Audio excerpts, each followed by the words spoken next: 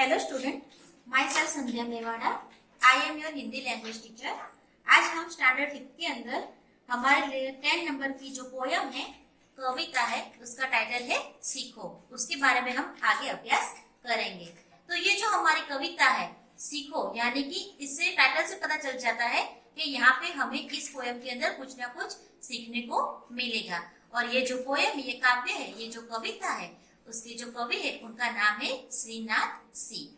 तो इस काव्य के बारे में यहाँ पे कुछ दिया हुआ है कि जैसे कि प्रस्तुत कविता प्रसिद्ध रचनाकार श्री श्रीनाथ सी द्वारा रची गई है। यानी कि ये जो कविता है वो जो प्रसिद्ध रचनाकार है श्री श्रीनाथ सी, उनके द्वारा ये रची गई है। यानी कि ये काव्य उन्होंने लिखा है। जीवन में प्रकृति का बहुत ही महत्व है। इस कविता में कवि ने प्रकृति में मौजूद विभिन्न चीजों जैसे कि फूल, भंवरे, सूरज, पेड़, पृथ्वी इत्यादि से कुछ ना कुछ सीख लेने की प्रेरणा दी है। यानी कि ये जो काव्य है, कविता है, उसमें सारी प्रकृति की चीजों के बारे में बताया गया है और उस प्रकृति की चीजों में से हमें क्या क्या प्रेरणा मिलती है, क्या क्या सीख मिलती है, वो इसमें दर्शाया गया है। तो यहाँ पे पहला चित्र दिया है जिसके अंदर हमें फूल दिख रहे हैं और ये भंवरे भी दिख रहे हैं। तो फूलों से नित हंसना सीखो, भंवरों से नित गाना, तरू की झुकी डालियों से नित सीखो शीश झुकाना। यानी कि यहाँ पे क्या सीखना मिलता है हमें कि फूलों से सदा हंसते रहना सीखो। यानी कि हमें हमेशा फूलों की तरह हंसता रहना चाहिए, खुश रहना चाहिए। तो हमें फूलों से क्या सीखना चाहिए? हमेशा हंसते रहना। भंवरों से हमेशा गाते रहना सीखो। ये जो भंवरे हैं उनसे हमें क्या सीखना चाहिए? हमेशा अपनी मस्ती में गाते रहना, गुनगुनाते रहना।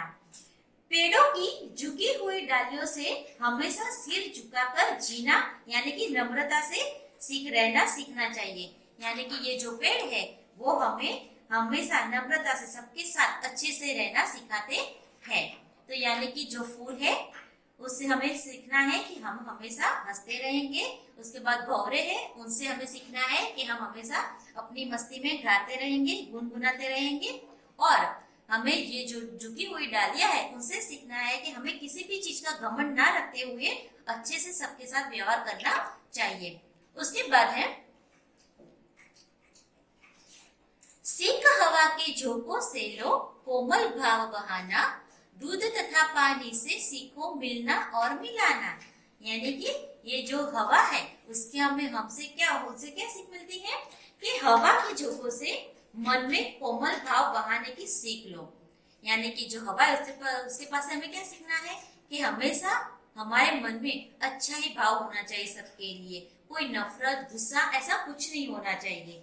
दूध और पानी से एक दूसरे में मिलना और मिला देना सीखो। यानी कि जैसे दूध के अंदर पानी मिला तो पता नहीं चलता कि दूध में कितना पानी है, या फिर पानी में दूध डाल तो भी पता नहीं चलता।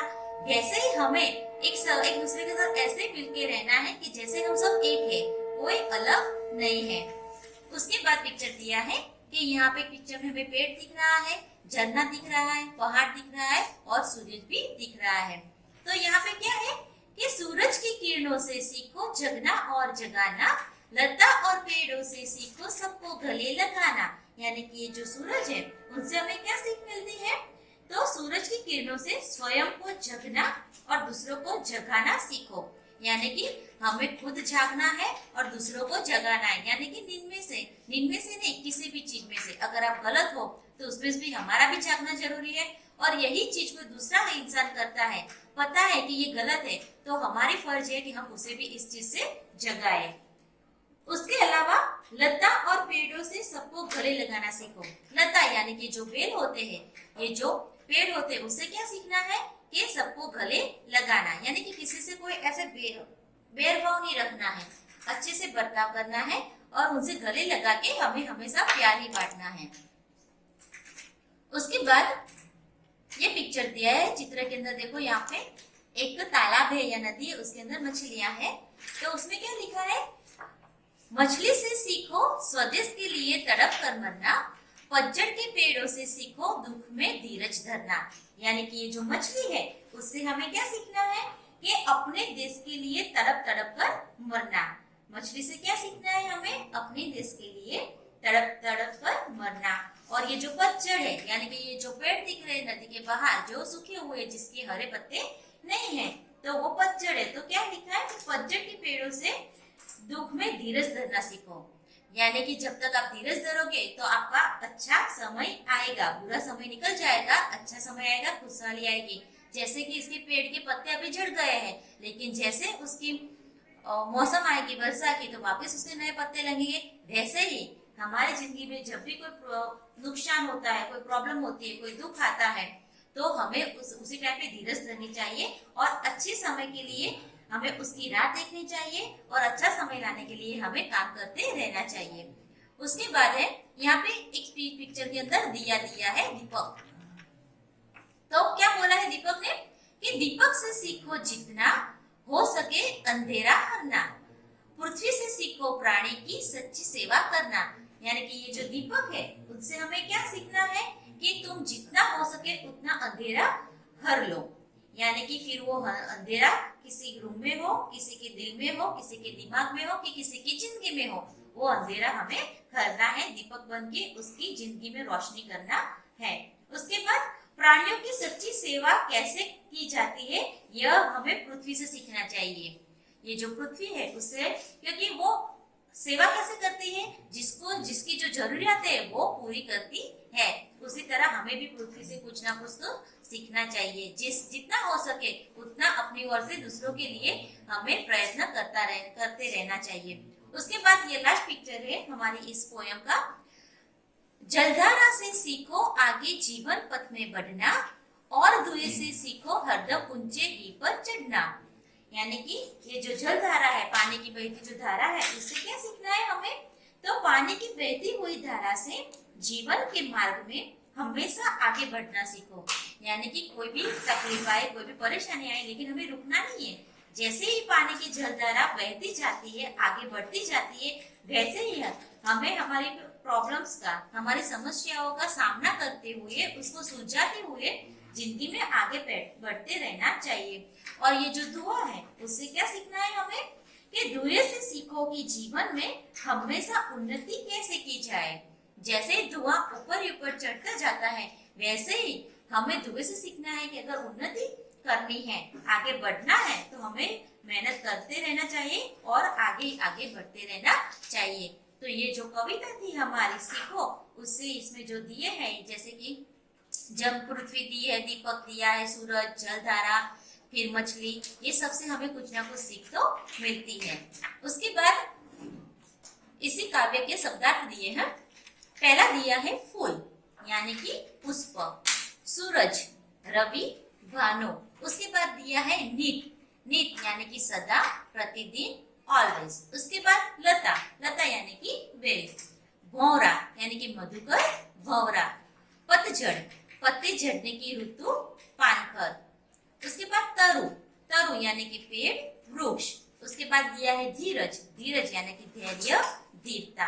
हवा, उसका मीनिंग होता है वायु, पवन। उसके बाद दिया है पृथ्वी यानी कि धरा, अग्नि, धरती। उसके बाद कोमल यानी कि उसका मतलब होता है नाजुक, मुलायम। उसके बाद दिया है जलधारा, जलधारा यानी कि पानी की धारा या प्रवाह। और लास्ट वाला है हमारे यहाँ पे पानी, पानी यानी कि जल और नीर। इसी काव्य के कुछ मुहावरे भी दिए हैं, जैसे कि उसका पहला है शीश झुकाना यानी कि विनम्र होना, अच्छे से बर्ताव करना। दूसरा दिया है कोमल भाव बहाना यानी कि सुंदर विचार प्रकट करना। और लास्ट दिया है ऊंचे चढ़ना यानी कि आगे बढ़ना, उन्नति करना। और अब इस काव्य का हम अभ्यास देखेंगे। उसमें पहला प्रश्न दिया है कि पढ़िए और बोलिए। यहाँ पे कुछ वर्ड शब्द दिए हैं जो हमें पढ़ना है और बोलना है। जैसे कि पहला दिया है हंसना, दूसरा दिया है भौरा, उसके बाद स्वदेश, उसके बाद दिया है तड़प कर, उसके बाद है अंधेरा, उसके बाद पृथ्वी, उसके बाद धुआं और लास्ट है ऊंचा। तो ये शब्दों का बच्चों आपको वापस पढ़ना है और अपने आप बोलना है। उसका दूसरा प्रश्न दिया है कि कविता का सामूहिक और व्यक्तिगत गान कीजिए, यानी कि ये जो हमने सीखो करके जो काव्य है हमारा, वो आपको सामूहिक यानी कि सबको ग्रुप में मिलकर गाना है। उसके बाद प्रश्न नंबर 3 दिया है कि प्रश्नों के उत्तर दीजिए। यहाँ पे प्रश्न दिए हैं, उसके हमें उत्तर देने हैं। तो उसका पहला प्रश्न है कि कविता में प्रकृति के किन किन तत्वों की बात कही गई है। ये जो हमने कविता देखी सीखो, तो उसमें कौन से तत्वों की बात की गई है जो प्रकृति के हैं। तो उसका उत्तर ऐसे आएगा कि कविता में प्रकृति के इन तत्वों की बात कही गई है, जैसे कि फूल, भौरा, तरु, हवा, दूध, पानी, सूरज, लता, पेड़, मछली, पृथ्वी, जलधारा, धुआं आदि। यानी कि ये मैंने जो अभी नाम बोले, ये सारे तत्वों की बात इस कविता के अंदर की गई है। उसका दूसरा प्रश्न है कि स्वयं देखे हुए प्रकृति की अन्य चीजों के नाम दीजिए। यानी कि आपने आज तक जो जो प्रकृति के तत्व देखे, यानी कि जो नेचर है, जो आपने देखा है, उसके बारे में उसी चीजों का नाम आपको अपने आप लिखने हैं। यानी कि ये आपको अपने आप करना है। तो ये रहेगा आपका होमवर्क के लिए प्रश्न। प्रश्न नंबर 4 दिया है कि किससे क्या सीखे, सोचकर बताइए। यानी कि ये जो हमने कविता देखी, उसके अंदर हमें किससे क्या सीख मिलती है, वो हमें यहाँ पे लिखना है। जैसे कि पहला दिया है दीपक, तो हमें दीपक से क्या सीख मिलती है, तो अंधेरा दूर करना। दूसरा दिया है भौरों से, तो भौरों से हमें सीख मिलती है हमेशा गाते रहना। तीसरा नंबर पे दिया है फूलों से, तो फूलों से हमें सीख मिलती है हमेशा हंसते रहना। 4 नंबर पे दिया है हवा से, तो हवा से हमें सीख मिलती है कोमल भाव बहाना। 5 नंबर पे दिया है दूध और पानी से, तो दूध और पानी से हमें क्या सीख मिलती है, मिलना और मिलाना। 6 नंबर पे दिया है सूरज की किरणों से, तो सूरज की किरणों से हमें क्या सीख मिलती है, जगना और जगाना। 7 नंबर पे दिया है लता और पेड़ों से, तो लता और पेड़ों से हमें क्या सीख मिलती है, सबको गले लगाना। 8 नंबर पे दिया है धुएं से, तो धुएं से हमें क्या सीख मिलती है, ऊंचे चढ़ना। 9 नंबर पे दिया है मछली से, तो मछली से सीख मिलती है हमें कि स्वदेश के लिए मरना। 10 नंबर पे दिया है जलधारा से, तो जलधारा से हमें सीख मिलती है जीवन पथ पर आगे बढ़ना। 11वें नंबर पे है पृथ्वी से, तो पृथ्वी से हमें क्या सीख मिलती है, प्राणियों की सच्ची सेवा करना। और लास्ट है 12 नंबर पे पतझड़ के पेड़ों से, तो पतझड़ के पेड़ों से हमें क्या सीख मिलती है, दुख में धीरज धरना। उसके बाद नेक्स्ट क्वेश्चन है हमारा क्वेश्चन नंबर 5। उस पर दिया है कि निम्नलिखित वाक्यों को उदाहरण के अनुसार लिखिए और स्वभार देकर पढ़िए। यानी कि ये एक वाक्य दिया है, उसमें हर एक शब्द के नीचे बारीक बार बार करके अंडरलाइन की है, तो हमें इसी शब्द पे ऐसे वचन देना है, भार देके इसे वापस पढ़ना है। यानी कि ये जो क्वेश्चन है 5 नंबर का, वो आपका होमवर्क रहेगा। अब इसी कविता का हम स्वाध्याय देखेंगे। उसका पहला प्रश्न है सही जोड़े मिलाइए। तो इसके अंदर पहला अ में दिया है फूल, तो फूल को इसमें से हमें जो उसका सही आंसर है उसके साथ हम मैच करेंगे। तो पहले क्या आएगा फूल, तो उसका क्या आंसर आएगा 3 नंबर का हंसते रहना। दूसरा नंबर है जलधारा, तो उसका आंसर आएगा 5 नंबर जीवन पथ में आगे बढ़ना। तीसरे नंबर पे दिया है मछली, तो मछली उसका आंसर आएगा 1 नंबर स्वदेश के लिए तड़प कर मरना। 4 नंबर पे दिया है पृथ्वी, तो पृथ्वी का आंसर आएगा 6 नंबर सेवा करना। और 5 नंबर पे दिया है धुआं, तो उसका आंसर आएगा 4 नंबर उन्नति करना। उसके बाद क्वेश्चन नंबर 2 दिया है कि निम्नलिखित प्रश्नों के उत्तर लिखिए। तो यहाँ पे प्रश्न दिए जिसके उत्तर हमें लिखने हैं। उसका पहला प्रश्न है कि दुख में हमें क्या करना चाहिए। दुख में हमें क्या करना चाहिए, तो उसका उत्तर आएगा कि दुख में हमें हिम्मत नहीं हारनी चाहिए और दुख में हमें धीरज रखनी चाहिए।